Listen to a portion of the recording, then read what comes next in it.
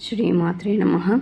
వేదాది సకల శాస్త్ర జ్ఞానమును అందించే సౌందర్యలహరి శ్లోక 16 పూర్తి అర్థం, భావం, వివరణ మరియు ఉపాసనా విధానముతో.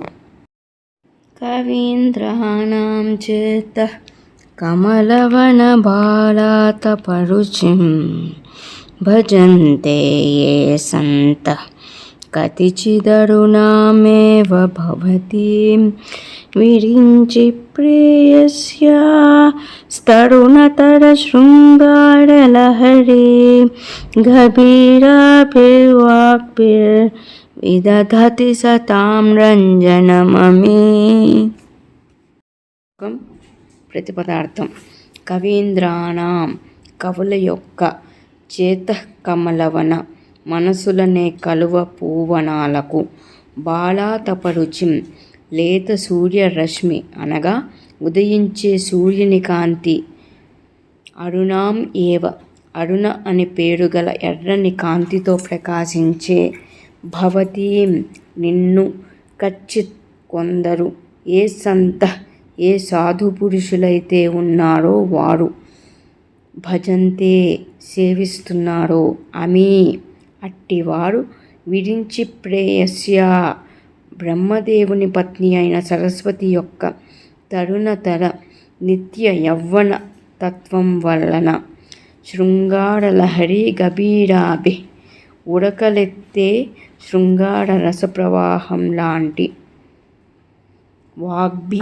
వాక్కుల చేత సతాం సత్పురుషుల విద్యావంతుల పండితుల సమూహం రంజనం రంజింపచేయుట విదధతి అనేది సాధ్యమవుతూ ఉన్నది.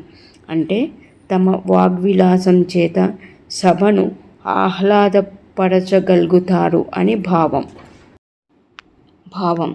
ఉత్తమ కవుల చిత్తముల నిడు కమలముల ఉద్యానవనమునకు ఉదయ సూర్యుని లేయండ ఛాయతో అరుణ వర్ణముతో నుండు నిన్ను లేదా అరుణ అను పేరుగల నిన్ను సేవించు విభుదులు సరస్వతీదేవి యొక్క పరిఢవించిన పరువపు శృంగార రస ప్రవాహము వలె నుండు గంభీరమైన వాగ్విలాస సంపద చేత సత్పురుషుల హృదయములను రంజింపచేయుదురు కదా.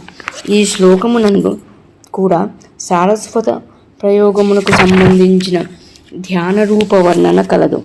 క్రిందటి శ్లోకమునందు మధురాతి మధురమైన వాగ్విలాస సంపత్తితో సంభాషించుటకు రచనలు చేయుటకు అమ్మవారిని ఏ రూపము గల దానిగా ధ్యానించవలెనో ఆ రూపవర్ణన తెలుపబడినది.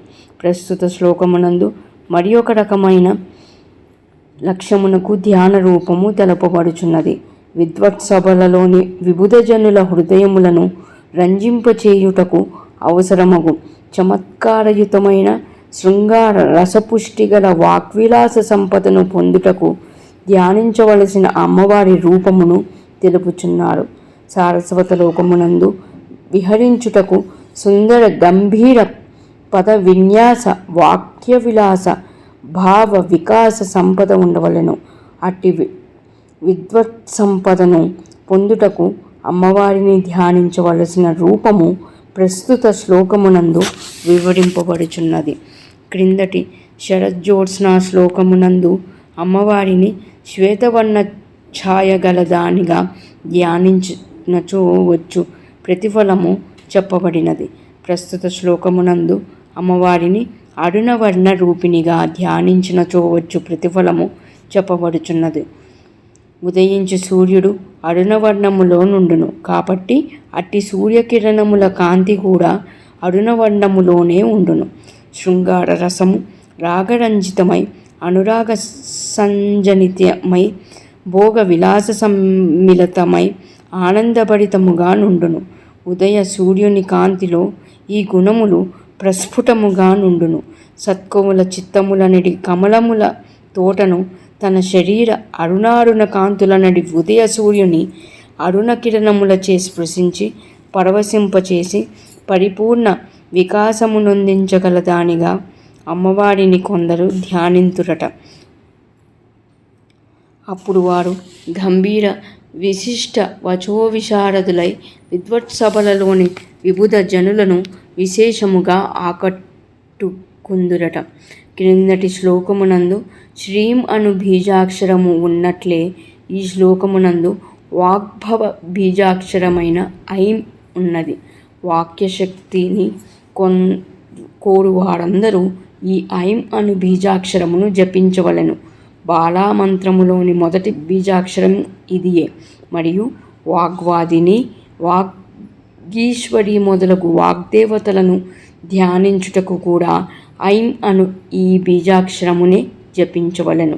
ఈ బీజాక్షరము అమ్మవారికి ముఖము వంటిదిగా తెలుసుకొనవలెను. భజంతే యే సంతః కతిచిదరుణామేవ భవతీం అను 2వ పాదమునందు అరుణామేవ భవతీంలో ఐం అను బీజాక్షరము నిక్షిప్తమై ఉన్నది. అది ఎట్లనగా అరుణాం పదములోని మొదటి అక్షరం అ, ఏవ పదములోని మొదటి అక్షరం ఏ, భవతీం పదములోని చివరి అక్షరమునందలి అచ్చు అక్షరం ఈం. ఈ 3 అక్షరములు అనగా ఆ, ఏ, ఈం కలిసి ఐం అగు. ఈ శ్లోకం యొక్క 1-2 పాదములలో ఇతరులను ఆకట్టుకుని పరాక్రమమునకు సంబంధించిన క్రీం బీజాక్షరము కూడా నిక్షిప్తమై ఉన్నది.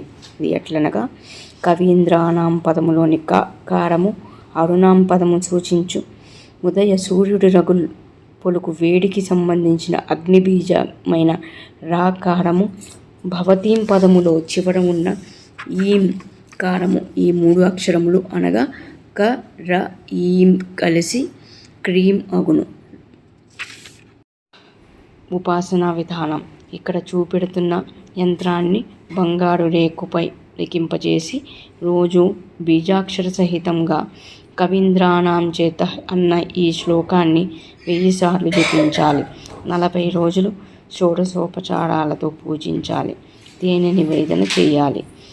పైన చెప్పబడిన ప్రకారం సిద్ధి పొందిన యంత్రాన్ని 41వ రోజున శరీరాన ధారణ చేస్తే వేదశాస్త్ర స్మృతి పురాణాగమ విజ్ఞానమంతా కరతలామలకం కాగలదు. శ్రద్ధాభక్తులు లోపించకుండా ఉంటేనే నిస్సంశయ సిద్ధి ప్రాప్తిస్తుంది.